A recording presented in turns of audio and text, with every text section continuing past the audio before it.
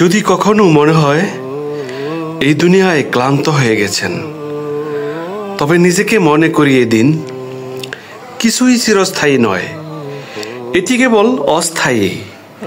এখানে কিছুই চিরস্থায়ী নয়, শুধু আখিরাতই চিরন্তন। সেটি আমাদের জন্য অপেক্ষা করছে।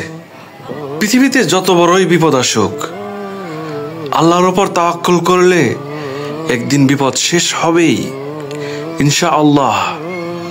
ইউসুফ আলাইহিস সালাম আল্লাহর নবী ছিলেন, তারপরও বছরের পর বছর জেল খেটেছেন, কিন্তু অবশেষে আল্লাহ তাআলা সম্মানিত করেছেন, মুক্তি দিয়েছেন।